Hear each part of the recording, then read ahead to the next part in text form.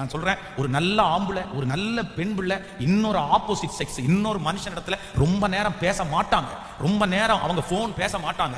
ரெகுலரா SMS பண்ண மாட்டாங்க. அவங்கள ஃபாலோ பண்ண மாட்டாங்க. அப்படி பண்றவங்களா இருந்தா நான் சொல்றேன், அது 85% வந்து அவங்களுக்குள்ள இச்சை ஏதோ ஒண்ணு இருக்குது.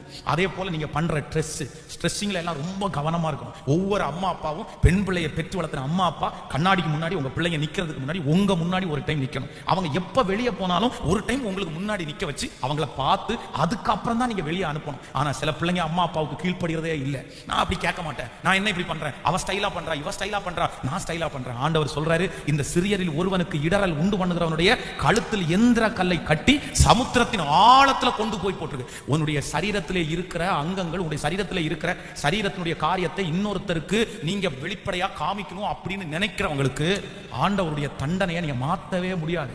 எனக்கு அதெல்லாம் சொல்ல முடியாது உங்கள்கிட்ட. அப்படி தண்டனையை அனுபவிச்சவங்க எல்லாம் இருக்காங்க. சினிமாக்காரங்கள எத்தனையோ பேர் வந்து தங்களுடைய வாழ்க்கையை வெளிப்பிரகாரமா காமிச்சவங்களுடைய வாழ்க்கை இன்னைக்கு நிலைமையை நீங்க பாத்தீங்கன்னா உங்களுக்கு தெரியும். அவங்களுடைய முடிவு நல்ல முடிவே கிடையாது. அதனால எல்லாரும் ஒரு தீர்மானம் எடுப்போம். ஃபர்ஸ்ட் முளையில கிள்ளணும். எப்ப கிள்ளணுமாமா?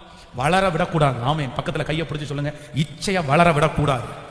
எதிர்மறையா எதிர் முனையில இருக்கிற நபர் பேசுகிறத எப்ப தவிர்க்கணும்னா ஆரம்பத்திலே தவிர்க்கணும். கணவன் இல்லாத நேரத்தில் ஒருத்தர் பேசுறாரு அப்படின்னா ஆரம்பத்திலே தவிர்க்கணும். உங்களை பார்க்கும்போது ரொம்ப சிரிக்கிறாருன்னா ஆரம்பத்திலே தவிர்க்கணும். உங்களை பார்த்த உடனே நீங்க ரொம்ப அழகா இருக்கிறீங்கன்னு சொன்னாங்கன்னா ஆரம்பத்திலே தவறும். முளையில அந்த விஷயத்தை நீங்க கிள்ளல அப்படின்னா கண்டிப்பா சொல்றேன், அது உங்க கிருபையெல்லாம் அழிச்சிடும். ஆமேன்னு சொல்லுங்க.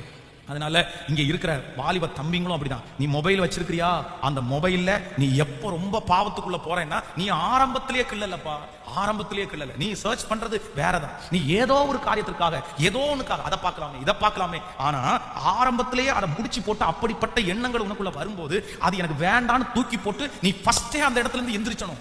ஃபர்ஸ்டே அதை தூக்கி போட்டுறணும். அதான் கைக்குள்ளேயே எல்லாத்தையும் வச்சுட்டு நான் ஜீவிப்பேன், நான் வாழுவேன் அப்படின்னு சொன்னா முடியாது.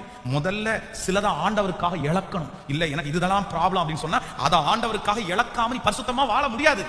அதை வச்சுட்டு அதான் பாம்ப மடியிலே கட்டிட்டு அது என்ன கொத்தாதுன்னு எத்தனை நாள் நடிச்சிட்டு இருப்பீங்க? அது உங்களை சீண்டாது எத்தனை நாள் சொல்லிட்டு இருப்பீங்க? பாம்ப மடியில வச்சுட்டு சீண்டாதுன்னா அது ஒரு நாள் கண்டிப்பா சீண்டும். அன்னைக்கு நீங்க பாதிக்கப்படுவீங்க. அதனால ஆண்டவரை விட்டு உங்களை பிரிக்கிற எதுவுமே உங்க கையில இருக்க கூடாது. அது நண்பனானாலும் அது வீடானாலும் அது பொருளானாலும் இன்னைக்கு ஒரு தீர்மானம் எடுங்க, ஆண்டவரை விட்டு பிரிக்கிற எதுவுமே எனக்கு வேண்டாம். நான் சொல்றேன், அப்படிப்பட்ட என்டர்டைன்மெண்ட், அப்படிப்பட்ட சந்தோஷம் ரொம்ப நாள் நீடிக்காது.